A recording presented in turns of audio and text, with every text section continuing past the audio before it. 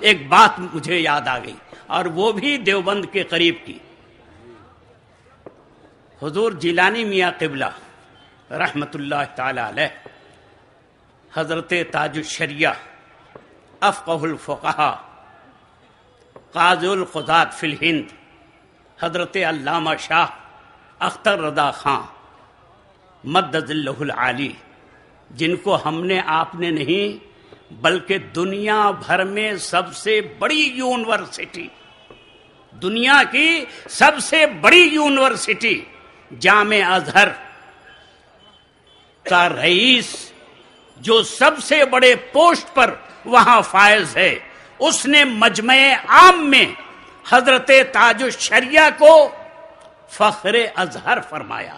واہ، فخر ازہر. آج تک جتنے بھی یہاں سے فارغ ہوئے اس پر اگر ازہر فخر کر سکتا ہے تو وہ صرف اختر رضا کی ذات گرامی ہے. سبحان اللہ، سبحان حضرت تاج الشریعہ کی ذات گرامی ہے. نعرہ تکبیر، کرے گا. نعرہ رسالت، حضور تاج الشریعہ، فیضان تاج الشریعہ، خاندان اعلی حضرت. ارے بیٹھے رہو، کائے کھڑے ہو رہے ہو؟ بیٹھ کر کے بیٹھ جاؤ. بیٹھیے. ان حضرت حضور وہ بچپنے والا سنا دیجئے، تسبیح لے کے گھومتے حضور مفتی اعظم ہند کے سامنے، وہ سنا دیا جائے حضور، بڑا کرم ہوگا. درود پاک پڑھیے. اللہم صلی علی سیدنا و شفیعنا عباد مولانا محمد محمد وعلی صلی علیہ وسلم و مولانا محمد وبارک وسلم. میں حضرت کے والد کا ایک واقعہ سنانے جا رہا تھا. حضور وہ بھی سنا دیا جائے. قاری صاحب نے پہلے وہی سنا دیا جائے حضور، اچھی بچپنا بات. حضور تاج الشریعہ کا. آپ لوگوں نے تو کبھی کبھی حضرت کو دیکھا ہے اور فیض حاصل کیا ہے، لیکن اس فقیر پرتقصیر نے ایک دو مرتبہ نہیں بلکہ جب یہ 6-7 سال کے تھے اس وقت سے لے کر آج تک میں دیکھتا آ رہا ہوں. آدمی کی زندگی ڈاواڈول ہوتی رہتی ہے، حالات بدلتے رہتے ہیں، لیکن یہ شخصیت وہ شخصیت ہے کہ جو کرامت 7 سال کی عمر میں ان کے اندر دیکھنے میں آئی وہ آج بھی نظر آ رہی ہے. اللہ اللہ، اس میں تبدیلی ہم کو نظر نہیں آتی. جب یہ 7-8 سال کے تھے میں حضور مفتی اعظم ہند کے سیدرے میں جو 3 دروازے والا بیٹھک ہے اس میں حضرت بیٹھتے تھے 2 زانو. ہمیشہ ہر وقت ایک ہاتھ پر کاغذ، دوسرے ہاتھ میں قلم، اور ایسے لکھتے تھے. نیچے کچھ نہیں، نہ دفتی ہے، نہ کوئی کتاب ہے، نہ کوئی اور چیز ہے. صرف ہتھیلی پر رکھ کر کے آپ لکھا کرتے تھے، چاہے وہ کسی مسئلے کا جواب ہو یا کسی کی تعویذ ہو، ایسے آپ لکھتے تھے. اس درمیان میں اگر کسی وقت حضرت اظہری میاں قبلہ، اس وقت آپ اسکول میں زیر درس تھے، 7-8 سال کی عمر میں، ابھی منظر اسلام میں نہیں آئے تھے.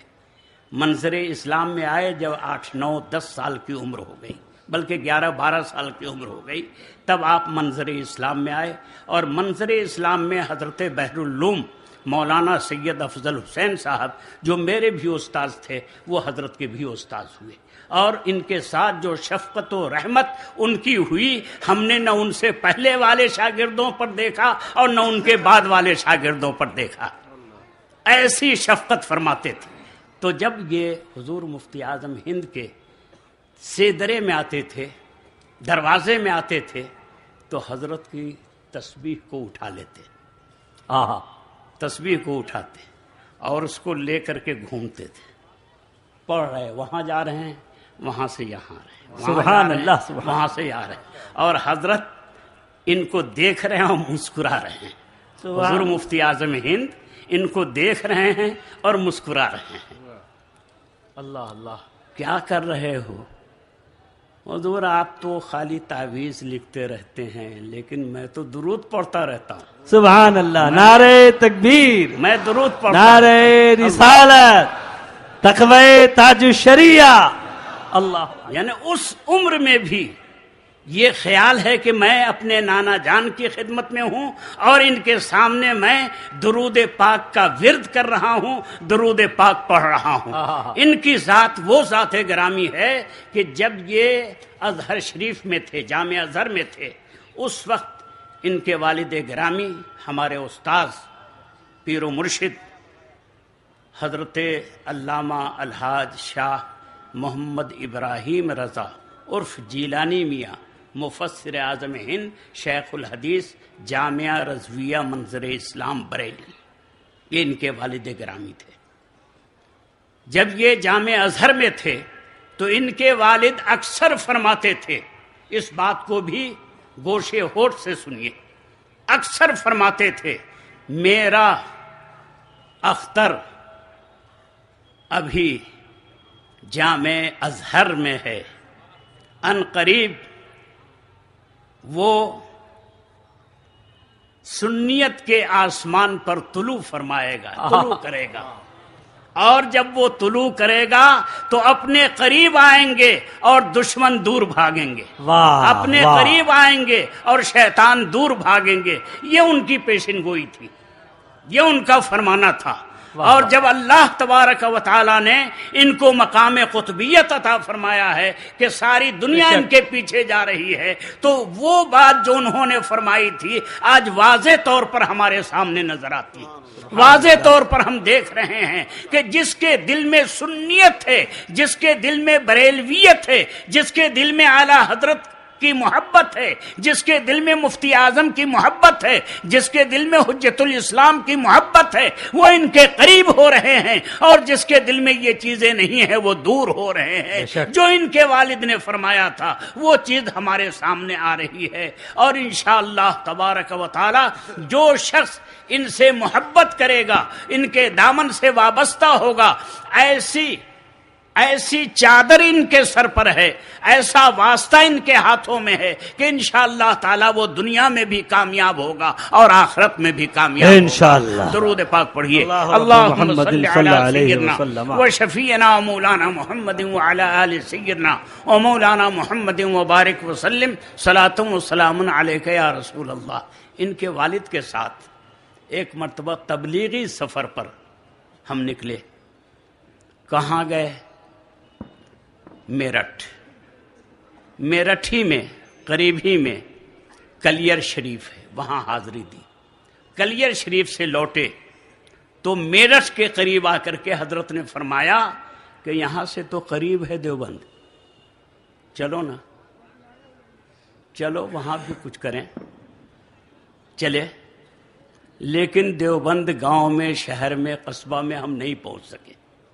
اس سے پہلی ہی ایک گاؤں میں لوگوں نے روک لیا۔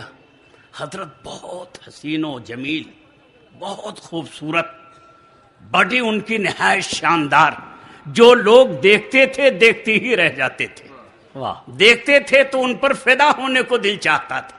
ایسے اللہ تعالیٰ نے اس شکل و صورت کا عالم دین آپ کو بنایا۔ اس گاؤں کے لوگوں نے جب دیکھا کہا حضور رات کو یہاں تشریف رکھا جائے۔ رک گئے، مغرب کی نماز مسجد میں ادا کی۔ فرمایا کہ بھائی آپ لوگوں کو چھٹی ہو تو آپ لوگ بیٹھ جائیے، کچھ باتیں ہوں گی۔ بات ہوتی رہی، لمبا واقعہ ہے لیکن میں مختصر کر کے آپ کے سامنے رکھ رہا ہوں۔ کچھ لوگ بیٹھ گئے۔ حضرت نے فرمایا کہ اگر آپ لوگوں کو کوئی تکلیف نہ ہو تو ہم اپنے آقا کی بارگاہ میں سلام پیش کر لیں۔